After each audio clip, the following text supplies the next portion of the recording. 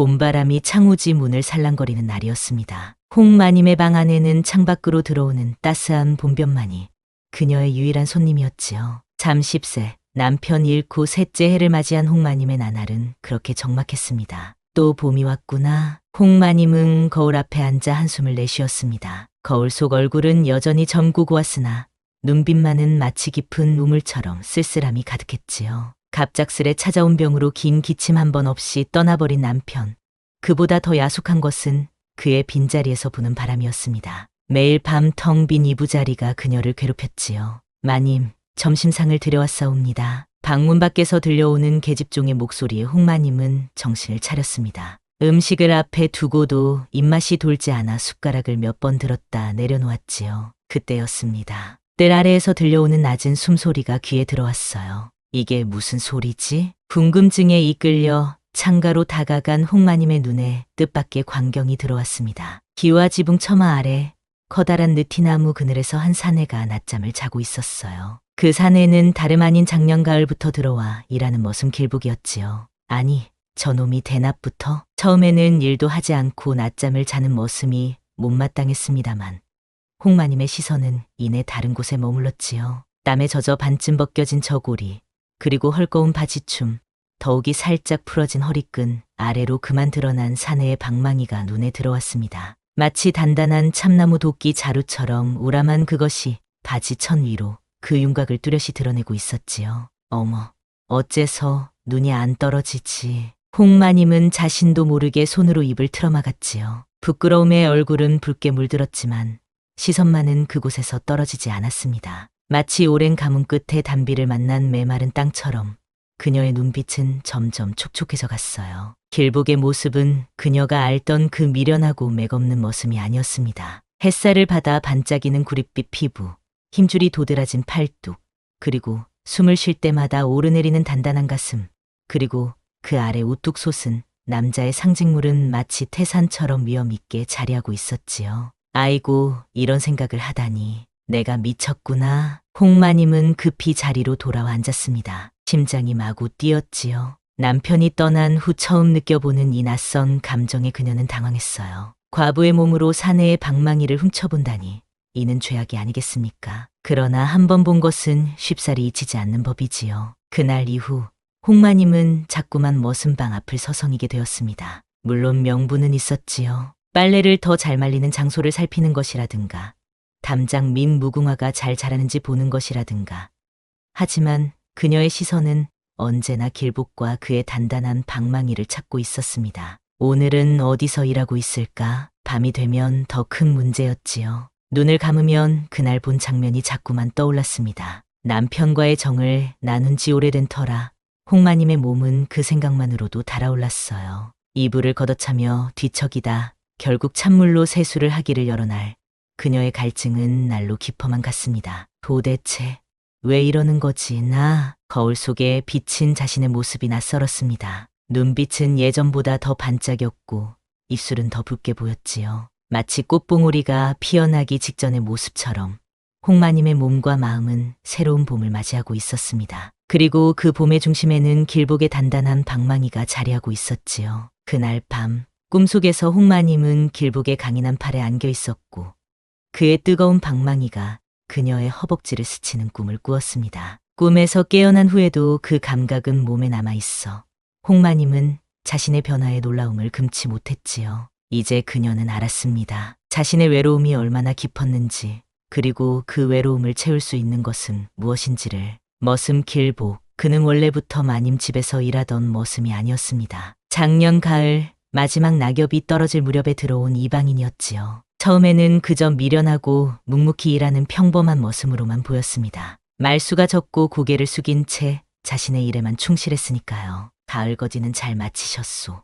마님? 길복이 마님에게 처음 던진 말은 이것뿐이었습니다. 그때 홍마님은 그저 머슴이 예의를 아는구나 생각했을 뿐 그의 목소리에 담긴 깊은 울림에 주목하지 않았지요. 하지만 그날 낮잠 자는 모습을 본 이후로 홍마님의 눈에 비친 길복은 전혀 다른 사람이 되었습니다. 아침 일찍 우물가에서 물통을 들어 올리는 길복의 팔뚝이 햇살에 번들거릴 때마다 홍마님은 숨을 죽였습니다. 땅을 일구는 그의 등줄기를 타고 흐르는 땀방울이 구릿빛 살갗을 타고 내려갈 때면 그녀의 시선도 함께 미끄러졌지요. 저놈이 원래 저렇게 사내답던가? 홍마님은 자문자답했습니다. 아니었습니다. 그가 달라진 것이 아니라 그녀의 눈이 달라진 것이었지요. 남편이 세상을 떠난 후 그녀의 마음속에는 누구도 들어오지 못했습니다. 하지만 이제 그 문이 살짝 열린 것이었지요. 어느 날 점심때였습니다. 홍마님은 부엌에서 길복에게 줄 막걸리를 한 주전자 따랐습니다. 평소 같으면 계집종에게 시켰을 일이었지요. 하지만 그날따라 홍마님은 직접 막걸리를 들고 마당으로 나갔습니다. 일하기 고되냐, 길복아?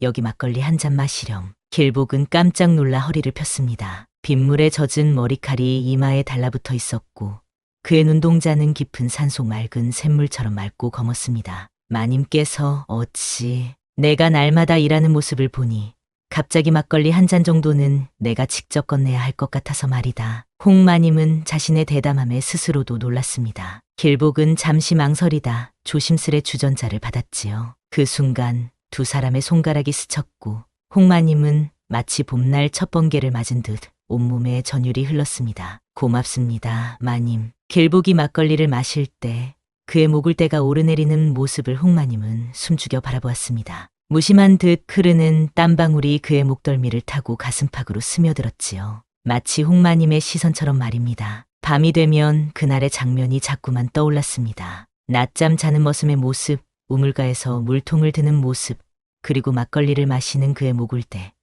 그리고 그 아래로 헐렁한 바지 속에 숨어있던 단단한 방망이의 윤곽. 홍마님은 자신의 생각에 얼굴을 붉혔습니다. 도대체 왜 이러는 거지 나? 밤마다 그녀는 이불을 걷어찼습니다. 봄바람이 창문을 두드릴 때마다 그녀는 길복의 손길을 상상했지요. 점점 더 대담해지는 상상 속에서 그녀는 때로는 울었고 때로는 웃었습니다. 어느 날 밤 집 안 구석구석을 살피던 홍마님은 머슴방 앞에서 발걸음을 멈췄습니다. 문틈 사이로 비치는 희미한 촛불 아래 길복은 우통을 벗고 앉아 있었지요. 그의 가슴은 마치 험준한 산등성이처럼 굳건했고 팔뚝의 힘줄은 나무뿌리처럼 단단했습니다. 아이고, 내 정신 좀 봐라. 홍마님은 급히 발걸음을 돌렸습니다. 하지만 그 짧은 순간에 본 길복의 모습은 그녀의 마음속에 깊이 새겨졌지요. 그리고 그날 밤 그녀는 자신의 몸이 이전과는 다르게 반응하는 것을 느꼈습니다. 마치 오랫동안 잠들어 있던 꽃봉오리가 꿈틀거리며 깨어나는 것처럼 말입니다. 이튿날 홍마님은 머리를 곱게 빗고 연지를 발랐습니다. 계집종은 놀라움을 감추지 못했지요. 아니 마님, 무슨 경사라도 있으신지요? 그런 게 아니다. 그저 내 자신을 위해서다. 홍마님은 자신의 변화에 스스로도 놀랐습니다. 남편이 세상을 떠난 후 처음으로 여인의 마음이 깨어난 것이었지요. 한동안 죽은 듯이 살아왔던 그녀의 마음속에 새로운 봄이 찾아온 것입니다. 그날 이후로 홍마님은 길복을 대하는 방식이 달라졌습니다. 일부러 그의 앞에 나타나 지시를 내리거나 머슴방 근처에서 빨래를 널고 때로는 우물가에서 마주치기를 기다렸지요. 그런 날이면 홍마님의 걸음걸이는 평소보다 더 우아했고 목소리는 더 부드러웠습니다. 길복아, 오늘은 뒷산에 있는 약초를 좀 캐오너라. 내 몸이 요즘 허해서 말이다. 네, 마님. 조인이 정성껏 캐오겠습니다. 길복은 항상 공손했지만 홍마님은 때때로 그의 눈빛이 달라지는 것을 느꼈습니다. 특히 그녀가 허리를 숙여 무언가를 집을 때나 바람에 치마가 살짝 흩날릴 때면 더욱 그러했지요. 길복의 시선이 그녀의 피부를 만지는 듯한 느낌이 들 때면 홍마님은 가슴 속에서 뜨거운 불씨가 피어오르는 것을 느꼈습니다. 이렇게 가다간 정말 큰일이 날 것이요. 홍마님은 이런 생각이 들 때마다 자신을 나무랐습니다. 하지만 마음은 이미 봄날의 강물처럼 거세게 흐르고 있었지요. 그리고 그 강물 속에는 길복의 단단한 방망이가 늘 함께 떠다녔습니다. 밤마다 그녀는 꿈속에서 길복을 만났습니다. 때로는 뒷산에서, 때로는 우물가에서, 그리고 때로는 자신의 침소에서. 그 꿈들은 점점 더 생생해졌고 깨어난 후에도 오래도록 그 감각이 남아 있었지요. 며칠 뒤 하늘에는 보름달이 떠올랐습니다. 마을은 고요했고 달빛은 마당의 은빛 물결을 일렁였지요. 홍마님은 잠을 이루지 못했습니다. 달빛이 방 안으로 스며들어 이부자리를 비추는데 그 빛 속에서 그녀는 자신의 외로움을 더욱 선명하게 느꼈습니다. 저 달도 나처럼 외로울까? 홍마님은 다소곳이 일어나 앉았습니다. 창문으로 들어오는 바람이 그녀의 살결을 어루만졌고 그 감촉은 마치 누군가의 손길 같았지요. 한동안 망설이던 그녀는 결국 작은 등불 하나를 들고 방을 나섰습니다. 내가 지금 무슨 짓을 하는 것인가? 발걸음은 자신의 의지와는 상관없이 머슴 방으로 향했습니다. 마음속에선 수백 번도 더 자신을 말렸지만 몸은 이미 그 방향을 향해 움직이고 있었지요. 달빛 아래 그림자는 길게 늘어졌고 홍마님의 그림자는 마치 다른 사람의 그림자처럼 느껴졌습니다. 머슴방 앞에 다다랐을 때 그녀의 손은 떨리고 있었습니다. 등불을 들고 있는 손이 흔들리자 그림자도 함께 흔들렸지요. 심장은 북소리처럼 크게 울렸고 숨은 어느새 가빠져 있었습니다. 이건 죄야. 아주 큰 죄야. 문틈 사이로 자고 있는 길복이 보였습니다. 달빛이 문틈을 통해 들어가 그의 얼굴을 비추고 있었지요. 길복의 가슴은 천천히 오르내리고 있었습니다. 그리고 그날 나처럼 홍마님의 시선은 자연스레 아래로 향했고 바지춤 사이로 또렷하게 드러난 방망이를 발견했습니다. 아이고, 저런. 홍마님은 손으로 입을 틀어막았습니다. 과부의 몸으로 사내의 방을 훔쳐보는 자신이 부끄러웠지만 발걸음이 떨어지지 않았습니다. 오히려 그 순간 그녀는 문을 열고 들어가고 싶은 충동을 느꼈지요. 그 단단한 방망이를 손으로 직접 만져보고 싶은 욕망이 그녀를 사로잡았습니다. 아니야, 그래서는 안 돼. 홍마님은 간신히 이성을 붙잡고 뒤로 물러섰습니다. 하지만 그녀의 마음속에는 이미 불이 붙어 있었지요. 그 불은 이제 그녀의 전신을 타고 올라 가슴과 아랫배를 뜨겁게 달구었습니다. 방으로 돌아온 홍마님은 거울 앞에 앉았습니다. 달빛에 비친 거울 속 여인은 낯설었지요. 그렇게 붉게 달아오른 뺨과 촉촉한 눈동자, 그리고 가쁜 숨결이 오르내리는 가슴. 그녀는 자신이 다시 여자로 깨어나고 있음을 느꼈습니다. 홍마님은 자신의 손으로 옷자락을 천천히 열었습니다. 거울 속에 비친 그녀의 가슴은 마치 봉긋한 언덕처럼 아름다웠고 허리는 가늘고 유연했지요. 그녀는 오랜만에 자신의 몸을 바라보았습니다. 남편이 세상을 떠난 후로는 거울 앞에서 자신의 벗은 몸을 본 적이 없었지요. 아직은 젊구나. 그녀는 자신의 맨살을 손으로 천천히 어루만졌습니다. 그 감촉은 달콤했고 오랫동안 잊고 지냈던 감각이었지요. 하지만 그녀의 손길에 반응하는 자신의 몸을 보며 그녀는 더 큰 갈증을 느꼈습니다. 그것은 바로 사내의 손길이 그리운 여인의 몸이었습니다. 이렇게 살다가는 내 몸이 말라 비틀어지고 말겠구나. 그날 밤 이후로 홍마님은 더 자주 머슴방 앞을 서성였습니다. 때로는 일부러 길복에게 잔심부름을 시키기도 했지요. 그럴 때면 그녀는 일부러 길복의 눈을 바라보았고 그의 시선이 흔들리는 것을 보며 은근한 만족감을 느꼈습니다. 길복아, 이 괴짝을 내 방으로 옮겨주렴. 네, 마님. 조인이 들겠습니다. 길복이 무거운 괴짝을 들 때 그의 팔뚝에 힘줄이 도드라졌고 홍마님은 그것을 보며 입술을 깨물었습니다. 길복이 그녀의 방에 들어왔을 때 그녀는 일부러 가까이 다가가 그의 몸에서 나는 땀 냄새를 맡았지요. 그것은 흙냄새와 섞인 사내의 향기였고 그녀의 가슴을 뛰게 하는 향기였습니다. 여기 두면 되겠습니까, 마님? 그래, 좋다. 참, 길복아. 홍마님은 잠시 말을 멈추고 길복의 눈을 바라보았습니다. 길복의 눈동자가 흔들렸지요. 그의 시선이 잠시 그녀의 가슴과 허리를 스쳤다가 급히 바닥으로 내려갔습니다. 내가 우리 집에 온 지도 벌써 가을부터니 꽤 오래되었구나. 네, 마님. 덕분에 편히 지내고 있습니다. 그래? 내가 부족한 것은 없느냐? 그 말에 길복의 귀가 빨갛게 달아올랐습니다. 그는 고개를 더욱 깊이 숙였지요. 아니옵니다, 마님. 저희는 부족함이 없사옵니다. 홍마님은 길복의 반응에 은근한 희열을 느꼈습니다. 그도 자신을 의식하고 있다는 사실을 알게 된 것이지요. 그날 밤 그녀는 더욱 대담한 꿈을 꾸었습니다. 꿈속에서 길복은 그녀의 방에 들어왔고 두 사람은 말없이 서로를 바라보다가 길복의 단단한 손이 그녀의 허리를 감싸 안았지요. 아, 꿈인걸. 새벽녘에 깨어난 홍마님은 자신의 몸이 이상하게 달아있는 것을 느꼈습니다. 꿈속의 감각이 너무도 선명했기에 그녀는 자신의 방에 누군가가 다녀간 것은 아닌가 하는 착각마저 들었지요. 하지만 문은 굳게 닫혀 있었고 방 안에는 그녀 혼자뿐이었습니다. 이럴수록 마음을 다잡아야 해. 홍마님은 자신을 다그쳤습니다. 양반가의 규범과 예절이 그녀를 올가매고 있었지요. 하지만 그녀의 몸은 이미 그 굴레를 벗어나고 있었습니다. 매일 밤 꿈속에서 길복을 만나고 매일 아침 그 꿈의 여운을 간직한 채 일어나는 그녀의 일상은 점점 더 견디기 힘들어졌습니다. 어느 날 밤 홍마님은 또다시 머슴방 앞을 서성였습니다. 이번에는 등불도 없이 달빛만을 의지한 채였지요. 그녀의 마음속에는 이제 결심이 서 있었습니다. 더 이상 이렇게 꿈만 꾸며 살 수는 없다는 것을. 실제로 그 단단한 방망이를 만져보고 그 뜨거운 도끼질을 느껴봐야 한다는 것을.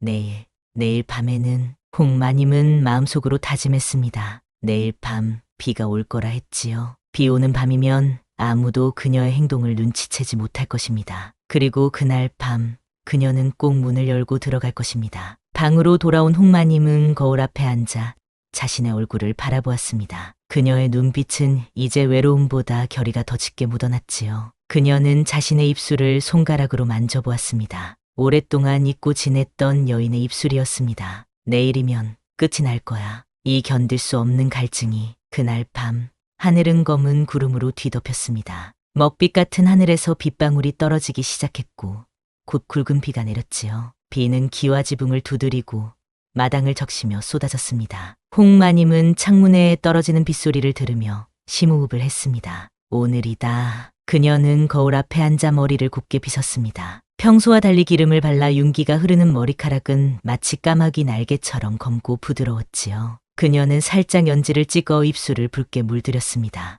오랜만에 꺼내 입은 속옷은 깨끗한 향이 나는 비단이었습니다. 내가 미친 것인가? 그러나 그녀의 발걸음은 이미 결정되어 있었습니다. 홍마님은 작은 등불을 들고 방문을 열었습니다. 밖은 비로 인해 어두웠고 바람은 창호를 격렬하게 두드렸지요. 마치 그녀의 심장처럼 말입니다. 후원을 지나 머슴방으로 가는 길은 생각보다 멀게 느껴졌습니다. 빗물이 그녀의 옷자락을 적셨지만 그녀는 개의치 않았지요. 오히려 그 촉촉한 감촉이 그녀의 피부를 더욱 민감하게 만들었습니다. 마침내 머슴방 앞에 다다랐을 때 그녀의 심장은 마치 문고리를 두드리는 것처럼 거세게 뛰었습니다. 잠시 망설이던 그녀는 결국 문을 살며시 밀었습니다. 누구? 길복의 놀란 목소리가 들려왔습니다. 그는 급히 자리에서 일어났지요. 방 안은 작은 등잔 하나가 흐릿하게 빛을 내고 있었고 길복은 호치부를 덮고 있었습니다. 마님? 홍마님은 말없이 문을 닫고 등불을 내려놓았습니다. 길복은 당황한 기색이 역력했지요. 그는 급히 이불을 걷고 일어나려 했지만 홍마님은 손짓으로 그를 말렸습니다. 말하지 마라. 오늘만큼은 말 말 거라. 홍마님의 목소리는 떨리고 있었지만 그 안에는 단호함이 담겨 있었습니다. 그녀는 천천히 길복에게 다가갔지요. 촛불 아래 비친 그녀의 얼굴은 그 어느 때보다 아름다웠습니다. 젖은 옷자락이 그녀의 몸에 달라붙어 곡선을 더 선명하게 드러냈지요. 마님, 이러시면 안 됩니다. 소희는 내 말 듣지 않겠느냐? 홍마님은 길복의 앞에 무릎을 꿇고 앉았습니다. 그리고 천천히 그의 무릎 위로 올라앉았지요. 길복의 숨이 거칠어졌고 그의 눈동자가 흔들렸습니다. 그는 손을 들어 홍마님을 밀어내려 했지만 그녀의 몸에서 풍기는 향기와 온기에 그의 의지는 흔들렸습니다. 마님, 소희는 그저 머슴일 뿐입니다. 오늘 밤 너는 머슴이 아니야. 그저 한 사내일 뿐이지. 홍마님의 손이 조심스레 길복의 팔을 훑었습니다. 그의 단단한 근육이 그녀의 손끝에 감각적으로 전해졌지요. 길복은 여전히 망설이는 눈치였지만 그의 몸은 이미 반응하고 있었습니다. 특히 바지 아래의 방망이는 더욱 단단해져 있었지요. 마님, 이러시면 소희는 버틸 수가 없습니다. 그럼 버티지 마. 홍마님은 길복의 얼굴을 천천히 쓰다듬었습니다. 그의 거친 턱수염이 그녀의 손바닥을 간지렸지요. 길복의 숨결이 뜨거워졌고 그의 눈빛이 달라졌습니다. 이제 그의 눈에는 욕망과 두려움이 공존하고 있었습니다. 밖에서는 여전히 비가 내리고 있었습니다. 빗소리는 두 사람의 숨소리를 가려주었고 바람 소리는 그들의 마음을 더욱 들뜨게 했지요. 그 순간 길복의 손이 마침내 홍마님의 허리를 감쌌습니다. 아, 홍마님의 입에서 작은 신음이 새어나왔습니다. 그것은 기다림의 끝에서 마주한 환희였지요. 길복의 손길은 생각보다 부드러웠습니다. 마치 오랫동안 이 순간을 기다려온 것처럼 그의 손은 그녀의 몸을 정확히 알고 있었습니다. 마님, 내 이름을 불러다오. 오늘만큼은 아니, 됩니다. 그건 홍실, 내 이름은 홍실이다. 길복은 잠시 망설이다 작은 목소리로 그녀의 이름을 불렀습니다. 홍실, 마님. 그 순간 홍마님의 눈에서 눈물이 흘러내렸습니다. 그것은 기쁨의 눈물이자 해방의 눈물이었지요. 남편이 세상을 떠난 후 그녀는 단 한 번도 자신의 이름을 들어본 적이 없었습니다. 늘 마님이라 불렸을 뿐이었지요. 길복의 손이 그녀의 옷자락을 천천히 풀기 시작했습니다. 그의 손길은 떨리고 있었지만 조심스럽고 정성스러웠습니다. 마치 귀한 도자기를 다루듯 그는 그녀의 몸을 조심스럽게 어루만졌지요. 길복아. 홍마님의 손도 길복의 저고리를 천천히 벗겼습니다. 그의 가슴은 마치 단단한 성벽 같았고 그 위로 흐르는 땀방울은 달빛 같았지요. 그녀는 손가락으로 그의 가슴을 더듬었고 그의 심장 소리가 손끝으로 전해졌습니다. 두 사람의 숨결이 하나가 되었고 그들의 몸도 하나가 되었습니다. 길복의 단단한 방망이가 마침내 그녀의 촉촉한 동굴을 찾아들었을 때 홍마님은 오랫동안 잊고 있던 환희를 다시 느꼈습니다. 그것은 마치 메마른 대지에 내리는 단비 같았고 얼어붙은 강물이 봄을 맞아 녹아내리는 것 같았지요. 아, 길복아. 길복의 도끼질은 강하면서도 부드러웠습니다. 그는 본능적으로 홍마님의 몸이 원하는 바를 알고 있었고 그녀가 좋아하는 리듬을 찾아갔지요. 두 사람의 몸은 마치 오랜 연인처럼 자연스럽게 어우러졌고 그들의 숨결은 점점 거칠어졌습니다. 그 밤 두 사람은 서로의 몸을 통해 말로 표현할 수 없는 감정을 나누었습니다. 그것은 단순한 육체의 결합을 넘어 두 외로운 영혼의 만남이었지요. 홍마님은 길복의 팔에 안겨 오랫동안 잊고 있던 여인의 기쁨을 다시 느꼈고 길복은 그녀의 품 안에서 자신의 진정한 가치를 발견했습니다. 밖에서는 여전히 비가 내리고 있었지만 그들은 더 이상 그 소리를 듣지 못했습니다. 그들의 귀에는 오직 서로의 심장 소리만이 들렸고 그들의 몸은 빗물보다 더 뜨겁게 젖어 있었지요. 도끼질 소리도 빗소리도 모두 멎었구나. 홍마님은 길복의 품에 안겨 작은 목소리로 속삭였습니다. 길복은 그녀의 머리카락을 쓰다듬으며 웃었지요. 그의 웃음소리는 그녀가 상상했던 것보다 더 따뜻하고 깊었습니다. 마님, 아니, 홍실 마님, 그냥 홍실이라 불러다오. 오늘 밤만큼은. 그렇게 두 사람은 서로의 품에 안겨 긴 밤을 보냈습니다. 그 밤은 그들에게 있어 새로운 시작이었고 금기를 깨는 순간이었지요. 하지만 그들은 그 순간의 달콤함에 취해 앞으로 다가올 시련에 대해서는 생각하지 않았습니다. 비는 밤새 내렸고 두 사람의 정념의 불길은 그 비에도 꺼지지 않았습니다. 오히려 더 뜨겁게, 더 격렬하게 타올랐지요. 그리고 그 불길 속에서 홍마님은 자신의 진정한 모습을 찾았고 길복은 자신의 숨겨진 정체성을 드러냈습니다. 이렇게 아침이 오는구나. 동이 트기 직전 홍마님은 길복의 가슴에 얼굴을 묻고 작은 목소리로 말했습니다. 그녀의 목소리에는 아쉬움과 두려움이 섞여 있었지요. 아침이 오면 그들은 다시 마님과 머슴으로 돌아가야 했기 때문입니다. 해가 뜨기 전에 방으로 돌아가셔야 합니다. 길복의 목소리도 무거웠습니다. 그는 홍마님의 옷자락을 정리해주며 그녀의 머리카락을 매만졌지요. 그의 손길에는 사랑과 존경이 담겨 있었습니다. 오늘 밤 꿈이었을까? 아니옵니다, 마님. 꿈이 아니었습니다. 홍마님은 길복의 손을 잡고 자신의 가슴에 가져다 대었습니다. 그녀의 심장은 여전히 강하게 뛰고 있었지요. 이렇게 뛰는 내 심장이 이것이 진짜란다. 그 다음 날 아침 홍마님은 오랜만에 편안한 기분으로 눈을 떴습니다. 비가 그친 후에 맑은 공기가 창문으로 들어왔고 새들의 지저귀이 그녀의 귓가를 간지렸지요. 그녀는 이불을 걷어내고 천천히 일어났습니다. 몸이 나른했지만 그것은 불편한 나른함이 아니었습니다. 마치 오랜 병이 나은 후의 상쾌함 같은 것이었지요. 어젯밤이 정말 있었던 일인가? 홍마님은 자신의 몸을 살펴보았습니다. 길복의 손길이 닿았던 곳곳에서 여전히 그 감촉이 남아있는 듯했지요. 그녀는 자신의 피부를 천천히 쓰다듬었습니다.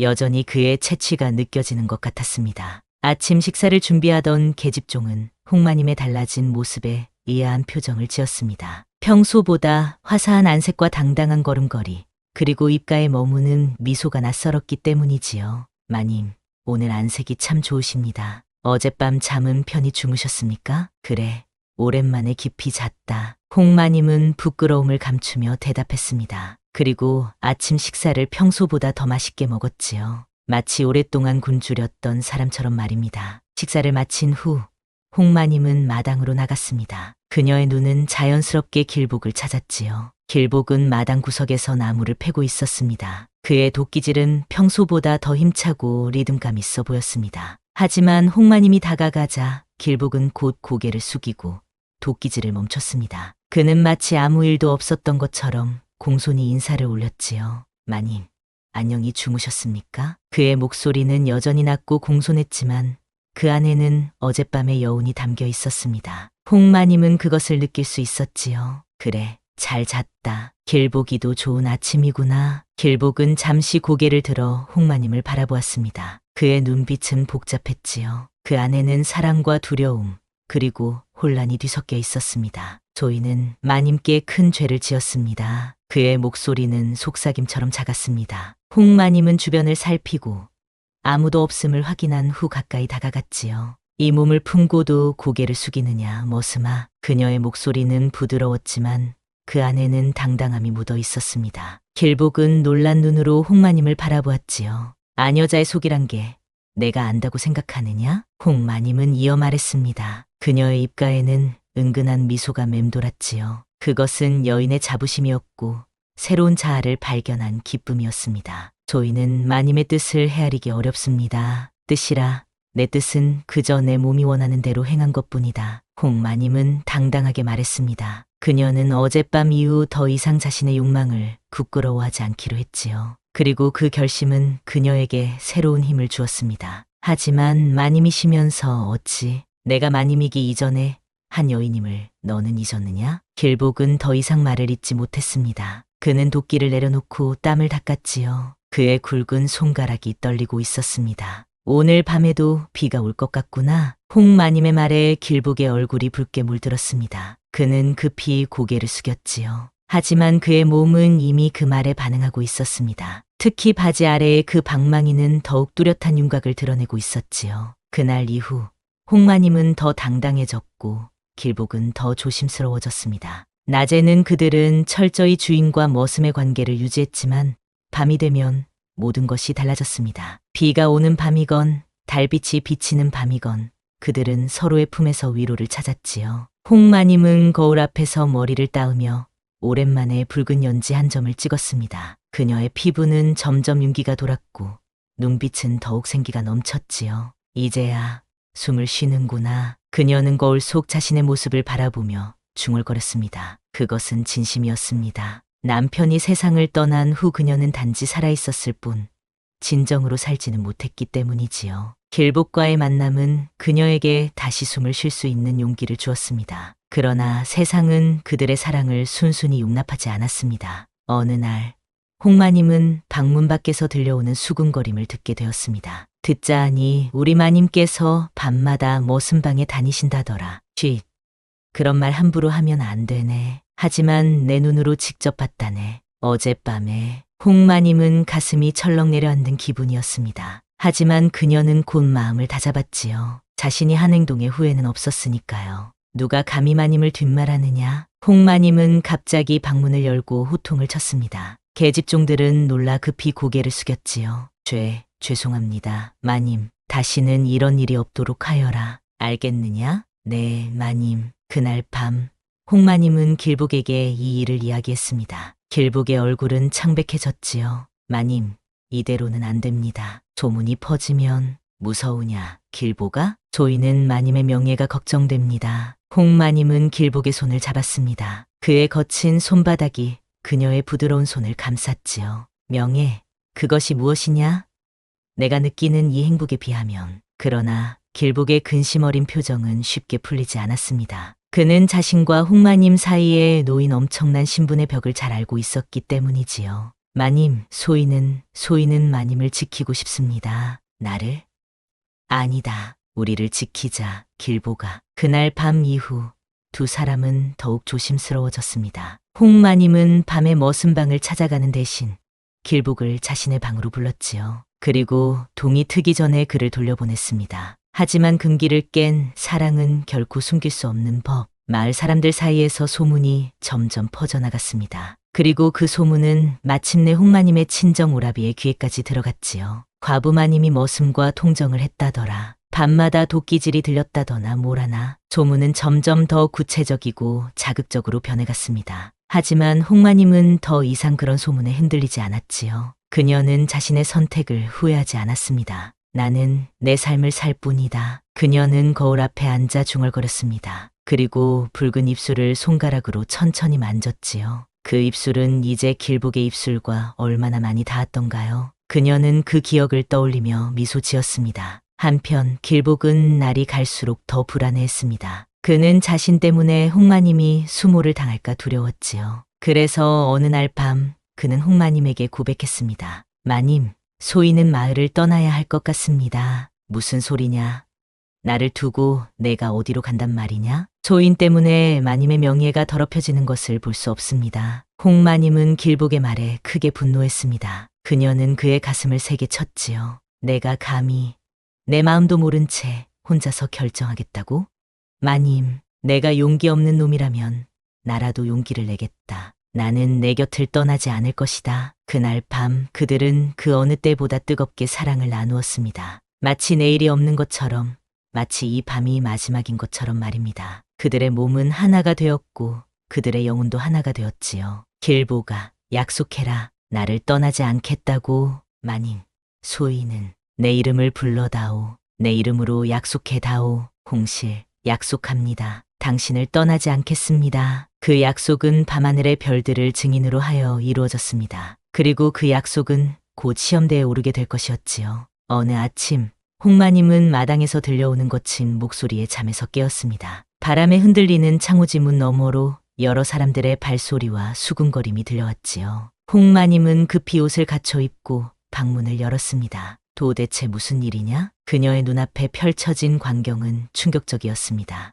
마당에는 그녀의 친정오라비 홍판서와 그의 수행원들이 서 있었고 한쪽에는 길복이 무릎을 꿇고 있었지요. 길복의 얼굴은 이미 맞았는지 상처로 얼룩져 있었습니다. 이 불효막심한 계집애가, 내가 이럴 줄 알았다. 홍판서는 진노한 얼굴로 소리쳤습니다. 그의 눈에는 분노와 수치심이 가득했지요. 오라버니, 무슨 일이십니까? 무슨 일이냐고? 아직도 모르겠느냐? 내가 머슴놈과 밤마다 벌이는 추잡한 짓이 온 마을에 소문이 다 퍼졌다. 홍마님은 가슴이 철렁 내려앉는 기분이었습니다. 그러나 그녀는 당당한 태도를 잃지 않았지요. 그것이 오라버니와 무슨 상관입니까? 제 몸은 제가 알아서 할 일이옵니다. 이게 가문의 수치다. 내가 어미 얼굴에 먹칠을 해? 홍판서는 더욱 격분했습니다. 그는 홍마님의 손목을 거칠게 잡아 끌었지요. 당장 이 집을 떠나 우리 집으로 가자. 그곳에서 내 죄를 뉘우치며 살 것이다. 싫습니다. 저는 제 집에서 제 뜻대로 살겠습니다. 홍마님은 강하게 저항했습니다. 그녀의 눈에서는 결연한 의지가 빛났지요. 이러한 모습에 홍판서는 더욱 화를 냈습니다. 머슴놈이 내 정신을 훌렸구나. 저놈을 당장 처단해야겠다. 홍판서는 수행원들에게 손짓했고 그들은 길복에게 다가갔습니다. 두려움에 질린 하인들과 계집종들은 모두 움츠리고 있었지요. 아무도 감히 나서지 못했습니다. 멈추십시오. 제발. 홍마님은 급히 길복 앞으로 달려가 그를 가로막았습니다. 그녀의 눈에는 눈물이 고였지요. 그대로 물러서라. 누이야, 이 머슴놈이 널 홀렸어. 이 놈을 처단하면 내 정신도 돌아올 것이다. 아닙니다.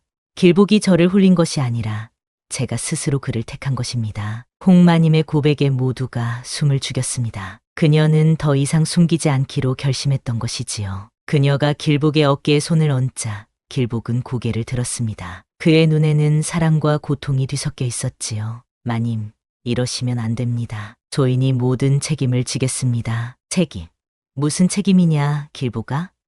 우리 사이에 잘못된 것이 무엇이 있느냐? 홍마님의 말에 홍판서는 더욱 분노했습니다. 그는 소매를 걷어붙이며 홍마님에게 다가갔지요. 내가 정말 미쳤구나. 이 부르막심한 계집애가. 홍판서의 손이 홍마님의 뺨을 향해 날아왔습니다. 그러나 그 순간 길복이 몸을 날려 홍마님을 감쌌지요. 홍판서의 강한 손길이 길복의 등을 내리쳤습니다. 길복아. 홍마님은 길복을 부둥켜 안았습니다. 길복은 아픔을 참으며 미소 지었지요. 괜찮습니다, 마님. 저희는 마님을 지킬 것입니다. 이 광경을 본 홍판서는 더욱 격분했습니다. 그는 수행원들에게 명령했지요. 저놈을 당장 끌어내라. 관아에 넘겨 죄를 묻겠다. 수행원들이 길복을 잡으려 했지만 길복은 이미 힘이 빠져 있었습니다. 그는 마당 한가운데 쓰러져 있었지요. 홍마님은 그를 감싸 안으며 오라비를 행해 소리쳤습니다. 그만하십시오. 제발 길복이를 해치지 마십시오. 누이야, 넌 정말 미쳤구나. 저런 천한 모습과 천하다고요? 아닙니다. 오라버니, 길복은 천하지 않습니다. 그는 홍마님은 말을 멈추고 길복을 바라보았습니다. 길복은 고개를 저으며 그녀의 말을 막으려 했지요. 하지만 홍마님은 이미 결심한 듯했습니다. 오라버니, 제가 길복을 택한 것은 그가 단지 제 외로움을 달래주었기 때문만이 아닙니다. 제 마음이, 제 영혼이 그를 원했기 때문입니다. 홍마님의 고백의 마당은 다시 한번 조용해졌습니다. 홍판서는 어이없다는 표정으로 그녀를 바라보았지요. 내 말은 내가 저 머슴놈을 사랑한다는 것이냐? 네, 오라버니, 제가 길복을 사랑합니다. 그리고 그 사랑에는 어떤 후회도 없습니다. 홍판서는 한동안 말을 잇지 못했습니다. 그의 얼굴은 분노와 혼란으로 일그러졌지요. 그때 길복이 천천히 몸을 일으켰습니다. 그는 홍마님의 손을 붙잡고 홍판서 앞에 무릎을 꿇었지요. 대감마님, 소인의 죄를 용서하십시오. 소인이 모든 책임을 지겠습니다. 내가 책임을 진다고?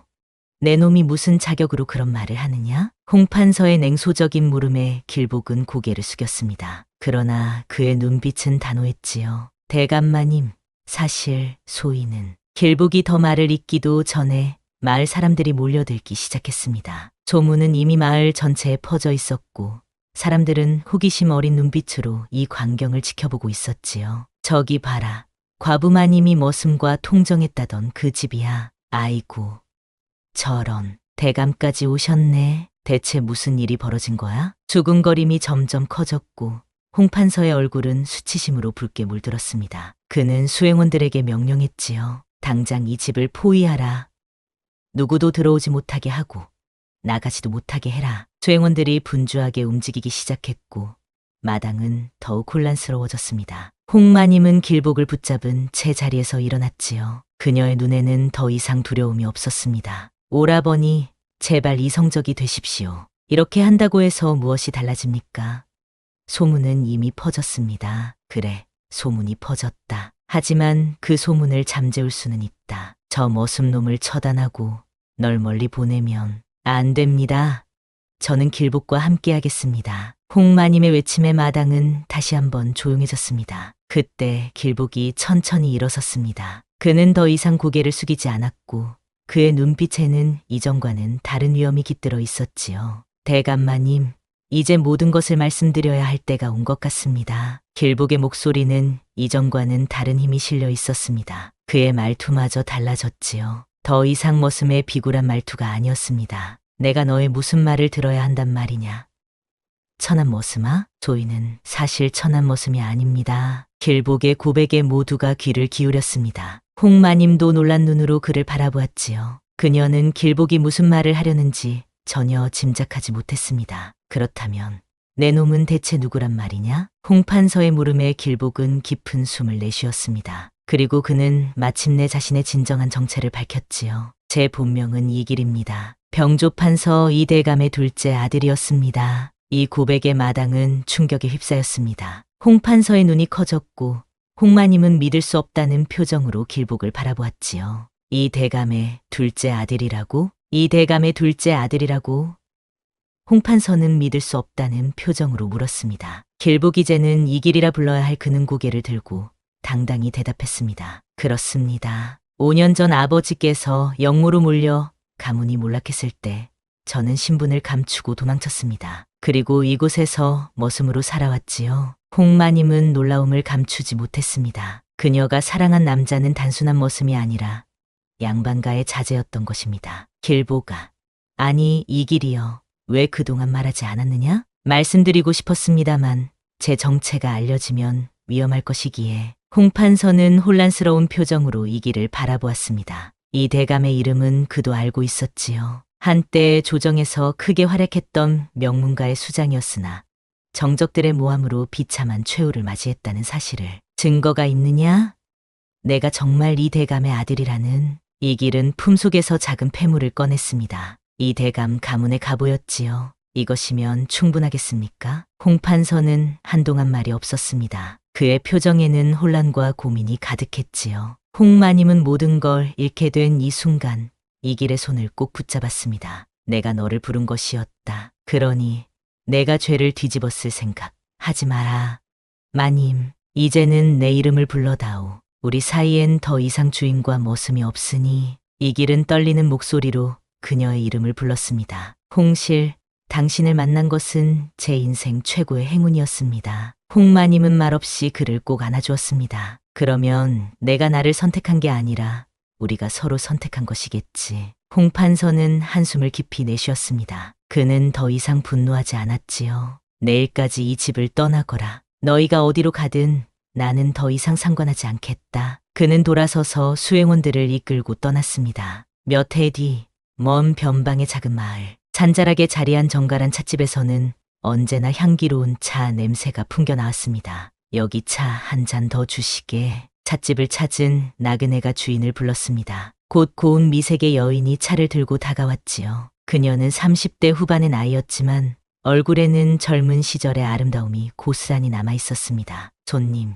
차가 식었나 봅니다. 제 것으로 드리겠습니다. 여인의 목소리는 부드럽고 정감이 있었습니다. 그녀의 이름은 홍실, 이제는 이씨 성을 따라 이홍실이라 불렸지요. 찻집 마당에서는 늘 도끼질 소리가 들렸습니다. 단단한 팔뚝을 가진 사내가 장작을 패는 모습이 보였지요. 그는 이 길, 한때 길복이라 불렸던 머슴이었습니다. 여보, 오늘은 장작이 충분하네요. 홍실이 마당으로 나가 남편을 불렀습니다. 이 길은 도끼를 내려놓고 땀을 닦았지요. 그래도 겨울을 대비해야지. 올해는 유난히 추울 것 같아. 두 사람은 마을 사람들에게 평범한 부부로 알려져 있었습니다. 하지만 밤이 되면 이 집에서는 특이한 소리가 들렸지요. 툭, 퍽, 도끼질 같은 소리가. 도대체 그 소리가 몇 해째 계속된다고.